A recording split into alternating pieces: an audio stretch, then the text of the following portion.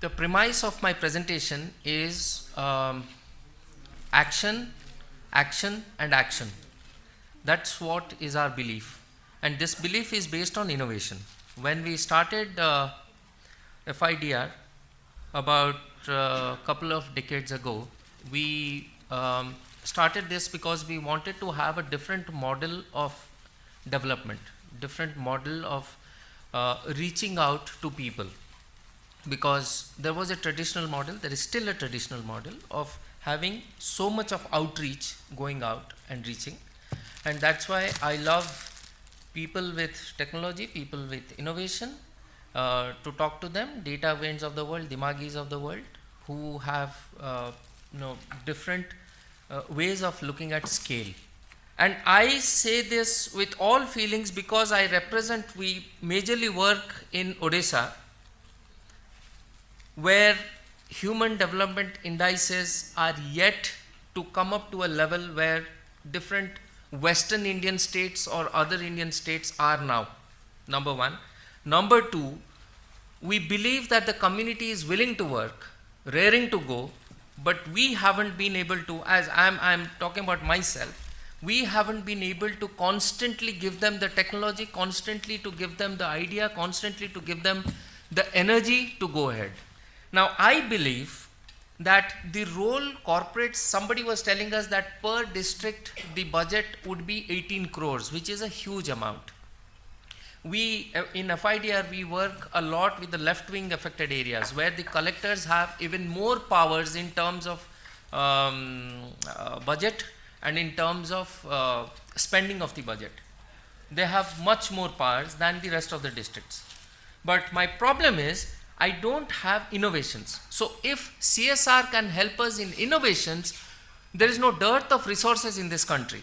So it's like the drop, the innovation that you demonstrate, you pilot, and then it gets replicated. So the role of the pilot, the change maker, is the civil society. And corporate understands innovation. Corporates understand technology. Corporates understand pilot. So it's not that with 63 billion or X amount of money that's going to be generated from the new CSR policy is going to change the face of this country. No, but it's going to change the way we have been piloting projects, the way we have been reaching out to people. I have a strong belief in that. So I need to equip myself to advise the corporate to put in money where it is required the most, maximum bang for the buck. So it's a win-win. It's no demarcated line of work or silos that we are working in. We don't believe in silos. And the third one is this civil society, the primary stakeholders. We are there with the primary stakeholders. We know primary health centers don't work. We know primary education don't work. We know teachers need training. We know NGOs should manage primary health centers, but can they manage? We don't know. Do they have the technology to manage? We don't know. I have to take Mr. Bhatnagar's help to get diagnostics done because the doctors don't go there. Doctors don't have quarters. Doctors don't have a fan. In a public health system, a doctor's patient load is 10 or 100 times that of a corporate hospital in Noida or Gurgaon. Now, who takes care of his salary? And they are bright people from the government medical colleges. So, triple bottom line. How do I take care of the economic, the environmental, and the societal imperatives? How do I take care of that? How does all this translate into that? With the role of sustainability. Now, I believe this is the definition of sustainability, at least for me. So, responsibilities. I have already spelled this out, but it's important that I repeat this once again. Government, leveraging. I want to leverage.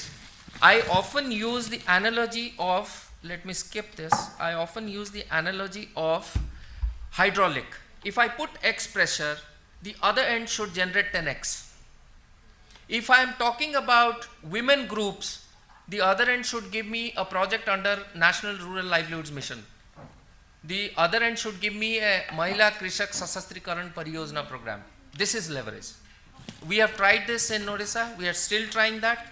It's been about 10, 12 years of our partnership with NASCOM, with Microsoft, with many corporates. And always we make it a point to be an advisor to the corporates. It's not about who's going to handle this, whether it is HR section or whether it is technology department or sales or marketing. We have worked across. But more importantly is, how do you tell them to do what is required? Because we are in touch with the primary stakeholders. We know what is innovation. We know what is going to also give you the mileage. That's also required. Why mileage is not a bad word for me. And I am representing the civil society. I am talking to you this. Because we don't believe in unnecessary activism. That's not going to lead us anywhere. If I have a voice, if I do something constructively, if I demonstrate, I show it, money is not a problem. So I don't have to do all kinds of things to generate the hype that's required to get money, if that's the bottom line. That's not the bottom line in our case. We have not quit our careers elsewhere to come and do this work there were other cushy jobs for us. Call to action, you would say the comprehensive assessment. Corporates today, they don't know what's required. Why? Because the business of business is business. That's their business. They have to create wealth. If you don't create wealth, where is CSR going to come from? My job is to tell them what's going to help them where it pinches the most for the community. In that priority of 50,000 things that we need to do to have a beautiful India, we can't do 50,000 things. I need to do 3 things. And what are these 3 things? Health, education, I don't know, livelihoods, skill building. Now FIDR has already placed about 3,000 youths in different jobs. We know the problems. We know with all these soaps that are coming to, all these doles that are coming in the election time, how difficult it is to pull out young guys from their houses to take a course for 45 days. We know that language. So we know how to translate the community language to the boardroom. That's my role. And that's the advisory I'm talking to you about. So there is absolutely no confusion, if you ask me. I have not done my duty, so I'll better buck up.